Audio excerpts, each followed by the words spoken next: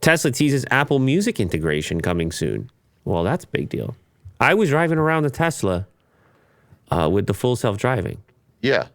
Beta came out for everyone in North America. North America. I was just like, oh, cool, yes. And we all took a ride. Mm-hmm. I was there too. All of us took a ride. Mm-hmm.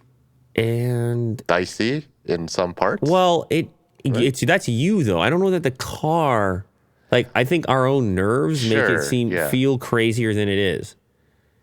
I don't know. It was my first experience with full self-driving, like left-hand turns and busy intersections, and because obviously I'm using autopilot on the highway and things for a long time, but it's different. It's pretty simple and like predictable a little bit. It's still like extremely complex, and you wouldn't know where to begin if you're building it. But once you start looking at the complications in an intersection, it's wild. The lights and pedestrians and cars and unpredictable behaviors and. Yeah, I felt comfortable just knowing that you already had used it. So I was like, well, if you've already done it a few times. If it was the first go at it, I might have been a little bit more apprehensive or concerned. Well, also, I think there's like the intersections around here, they're busy, but it's not like, I don't know, Yonge and Dundas or something. That would be a different level. Like downtown New York or something. Probably be a pretty good experiment. Yeah, that would be actually. Take it down there.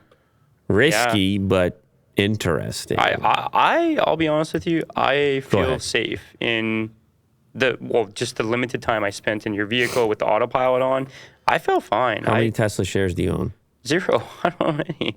Really? I honestly, I felt it was like I did not expect that I would be sitting in a car. Well, Mo does, and maybe he told you to say that. Maybe. I just didn't expect it would be that seamless. Like, it was a cool experience. And I'll say it again. I was just like, man, we're living in the future. This is super cool. And I haven't experienced any of that. I didn't go on the highway with you before. I don't own a Tesla. Like, I've never had, what is it called? Not self-driving. What do you call it? Self-driving. Autopilot? Autopilot, that's what I was looking for. Okay. Anyway, I've never done the that. new one, they call it FSD. They call it full self-driving. Oh, okay. Yeah. The autopilot has been the program previous, but the project, or at least the target is full self-driving.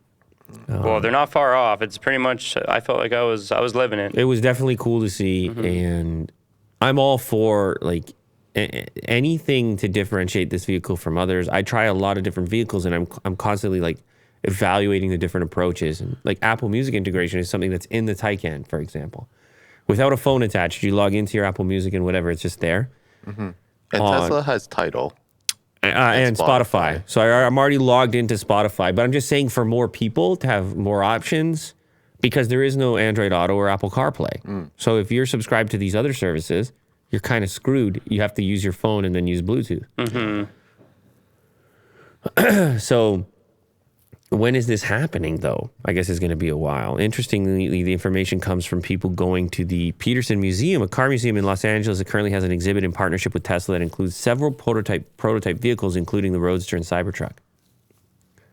Talking about a few more, adding more major streaming services like Apple Music and Amazon Music for years now. Oh, by the way, after my update, I still don't have the creep functionality that you do on the Model 3.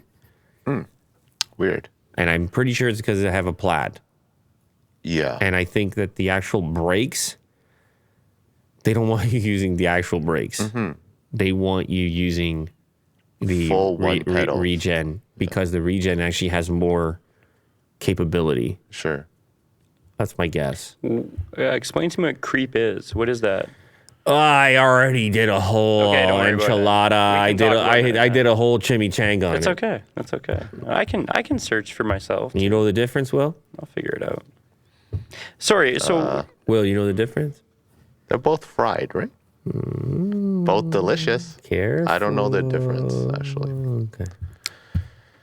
So, with regard to the Apple Play and the Google Play, why can someone explain to me why? Is it just a matter of like Apple or Google being like, sorry, absolutely not. We want something out of this? No, it has nothing to do with that. No, it's just hard to integrate. No, it's just they're saying we have our own interface, and they're their gatekeepers. You use our interface, and we have this big display. We have a different approach.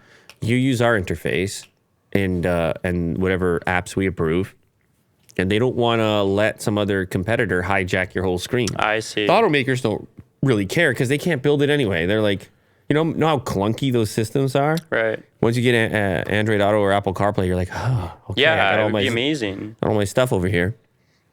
I don't know if one day that'll change for Tesla, but at the moment, it's this kind of hybrid approach where there's certain services in app form that are there, but you can't overhaul the entire display and throw Android Auto on there. Okay. But the more services in app form that they add, the less you need to have it anyway. You already have Google Maps. So yeah. Okay. Yeah. That makes sense. So Tesla generally plans a big holiday update in late November or December that includes a lot of new features. It's possible that Tesla is waiting for that update to pass the Apple Music app on to customers. Cool. I like it.